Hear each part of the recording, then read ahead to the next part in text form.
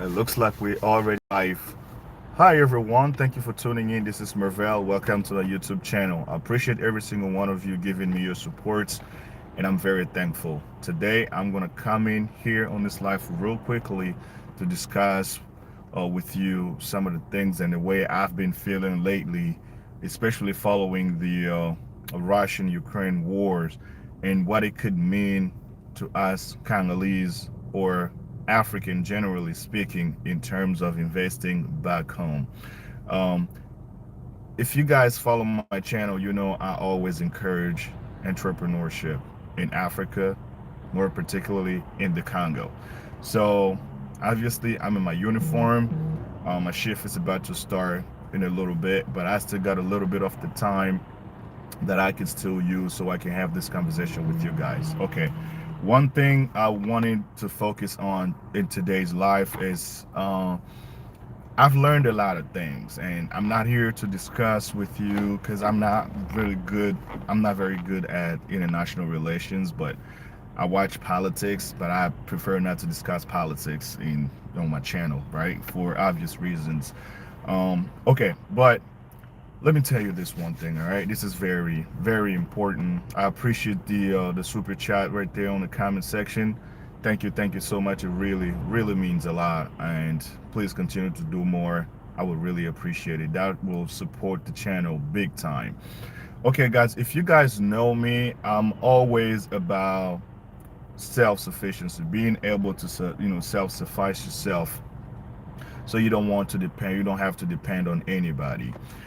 I have noticed over the past couple of years that a lot of Africans that are leaving the continent of Africa to go look for opportunities, quote unquote, in the West, um, the target is really not exactly what it's supposed to be. And this Russian-Ukraine wars has told me a lot, and it should remind us of who we are, the racism that we went through, or blacks went through in Ukraine, the racism that we still endure in today's world. It is very real, because we have to understand these people, they will do whatever it takes to maintain their supremacy, and it includes the supremacy. It excludes people like that look like me and you. They want to promote their race. They want the race to be a supreme in every way possible around the world, right? But we're not going to discuss all of that today. But the point I'm trying to make here is we've seen how much Russians have been sanctioned, and they're continuing to be sanctioned, including their removal just yesterday from the UN Security Councils, which I, by the way, deem to be unfair, but that's their own personal problems. But in returns, Russia is not exporting their fertilizers, or a lot of the things that we'll need for the growth of agriculture mainly come from Russia. Russia is like the #1 producer of all of these commodities. But one thing Russia also has done in return, they decided not to export their goods to all this unfriendly country anymore. And what is it going to cause? Scarcity of food. Who are going to be the victims? Not the people in the top. It's going to be us, the populations. I'm just walking you through a little bit before I make my points, right? What does this mean to us Africans? Well, we oftentimes tend, or at least we watch on the news where they criticize Africa, how Africa is so poor, how Africans, they will never excel to a level of, or the European standards, right? That's why all these other African countries, they're willing to move to the West to look for opportunities. But one thing they don't tell you, the potentials that we have in our countries, and it really takes people that know the history, and people that that are proud of our potential to actually play a major role in the world scale.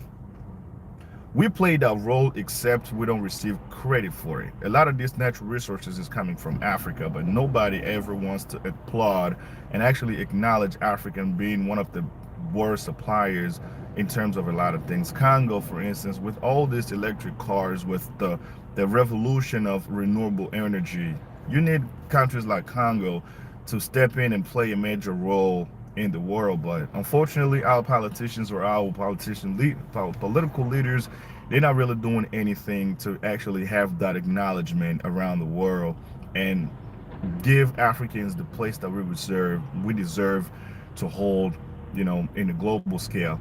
But the chances of that happening is very small because America, they, since the end of World War II, they have become the world hegemon, right? They want to maintain their hegemony at all costs. One of the ways that they have found it's beneficial to them, or at least to have everybody bow to their demands, is by economically sanctioning them.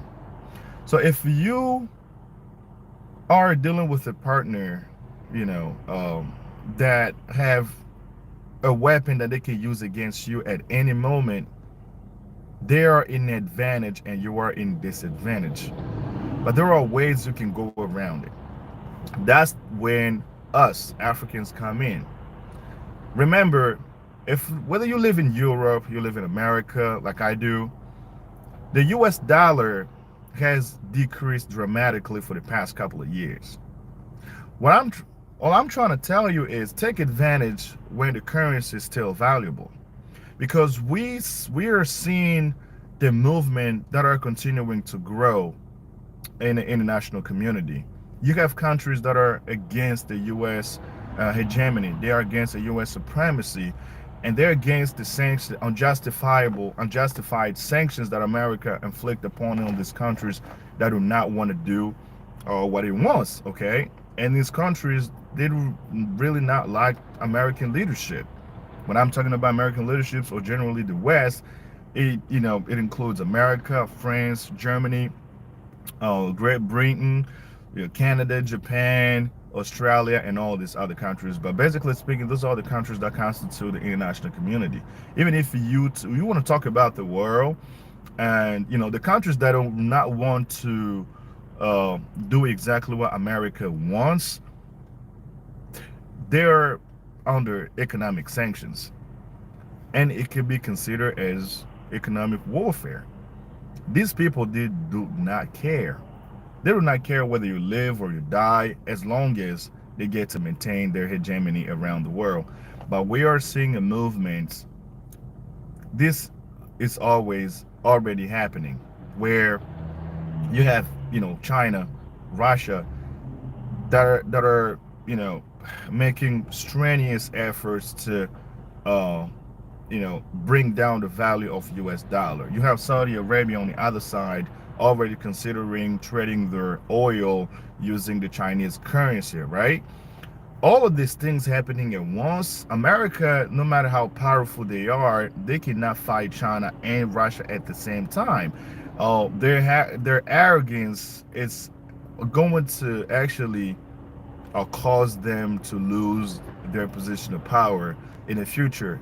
I'm not saying this is going to happen overnight. It's not going to happen today, tomorrow, or whatever. But Africans, one thing we need to understand: when we live in the diaspora, we have jobs, and whatever we do in our lives, especially us who have that entrepreneurial mindset to go back home to invest, this is the time to take fully advantage of the resources we have available right in front of us and take it back home to invest. Like I said, let me reiterate what I just said a couple of minutes ago, where like the money you make now may be sufficient to you to be able to make ends meet. But if you have a extra couple of hundred or $1,000 left, and you have this idea to go back home to invest, I would suggest that you do it as quickly as possible, because as I'm speaking to you guys, and probably I'll come out with a video detailing all the investments that I'm making. And for those of you that follow my channel,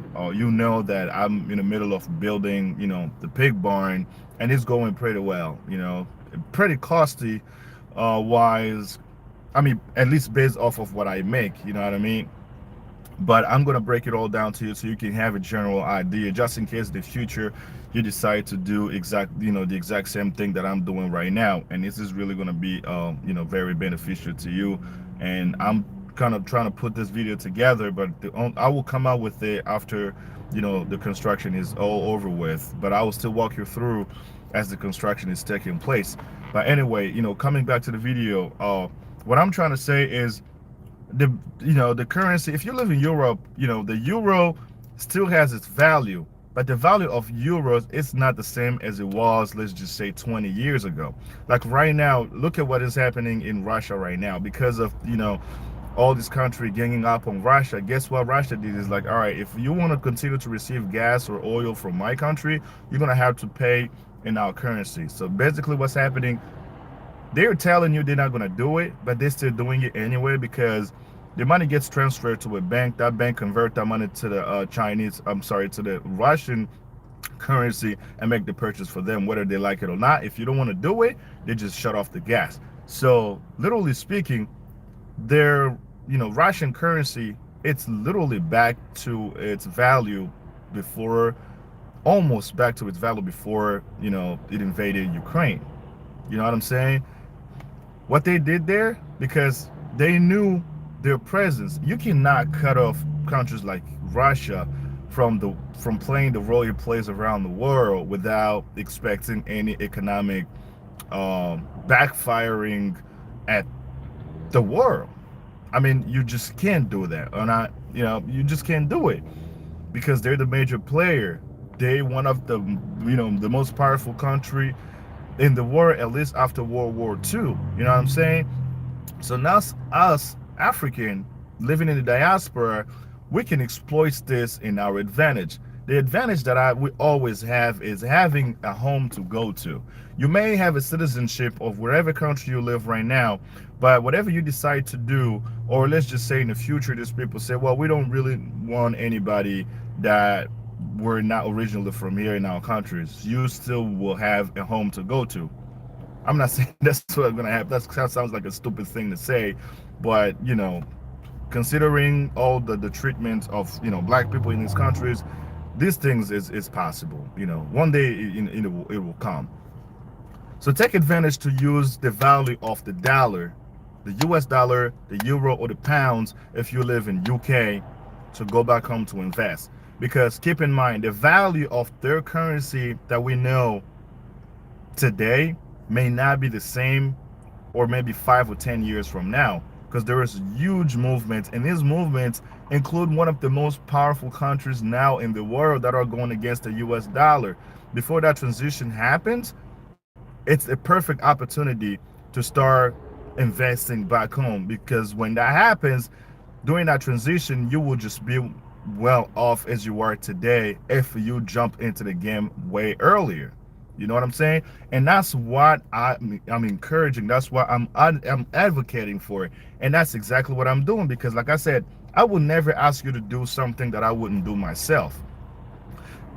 And I'm not saying I already started doing my investment now since Russia decided to invade Ukraine for their own national security reasons, but I have started this way before even this invasion occurred. So if you've been around my channel for a while, so I've traveled back and forth to Congo in the past 2 years at least twice, and I'm about to go again. So I'm still in the middle of preparing my trip. I got a lot of things that I got to take care of first, but then when that time comes, I'm going to fly over there. I would rather be broke here in America by knowing my investments are in Africa, more specifically in the Congo, the country where I would like to retire, the country where I would like to stay. When I say retire, I'm not saying I'm going to work here till I reach retirement age and then go back. No, I'm actually preparing this to the point where if I feel like that income that I could possibly generate from my investment is probably equal to what I make here,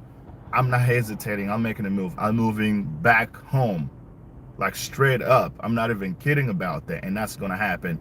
And all these YouTube things, and you guys are going to make it possible and share the experience and probably encourage more of us Congolese from the diaspora to go back home to invest. All right, guys, it looks like my time, I only have 5 minutes and I still got like a couple minutes to walk before my shift start. Thank you guys for tuning in. I really do appreciate you all. Make sure to hit the like button if you join the chats even after the live, and also consider subscribing to the channel if you have not already. Until the next video, I'll talk to you guys later. Peace.